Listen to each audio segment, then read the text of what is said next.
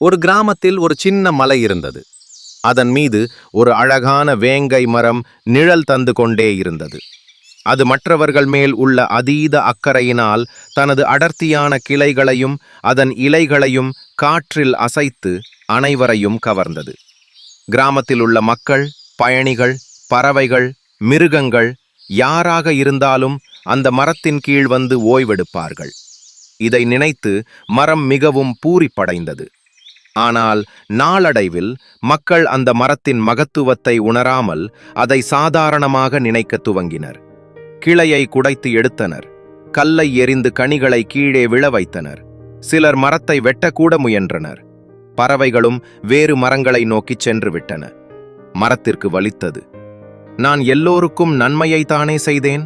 அனைவரும் என்னை பயன்படுத்தி கொண்டு என்னை காயப்படுத்தி சென்று விட்டார்கள். ஏன் அம்மா என்று மிகவும் துன்பப்பட்டு பூமி தாயிடம் கேட்டது மரம். பிள்ளையே, எப்பொழுதும் சுலபமாக உன் சேவை பிறருக்கு கிடைத்து கொண்டே இருந்ததனால் உன்னை இலகுவாக நினைத்து விட்டார்கள். உன் மதிப்பு குறைந்து விட்டது. அன்பு இருக்கட்டும், ஆனால் அன்பிற்கும் எல்லை இருக்க வேண்டும். ஒவ்வொரு நிமிடமும் கிடைக்கும் நண்பரை யாரும் மதிக்க மாட்டார்கள். மிகவும் தேவைப்படும் நேரத்தில் கிடைக்கும் ஒருவருக்குத்தான் மதிப்பு அதிகமாக இருக்கும் என்றார் பூமித்தாய். இப்போது மரத்திற்கு புரிந்தது. அன்றிலிருந்து தனது தேவையற்ற ஆர்வத்தை நிறுத்திக் கொண்டது. அமைதியாக நின்றது. தன்னை தேடி வருபவர்களுக்கு மனதார நல்ல நிழலை கொடுத்தது. மக்கள் மீண்டும் அதன் மதிப்பை உணரத் தொடங்கினார்கள்.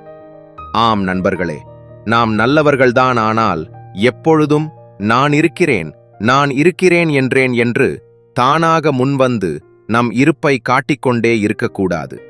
அது நம்மீது உள்ள மரியாதையை, மதிப்பை குறைக்கும்.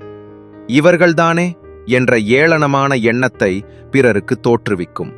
அந்த உதாசீனம் நம்மை ஒரு நாளில் காயப்படுத்தும்.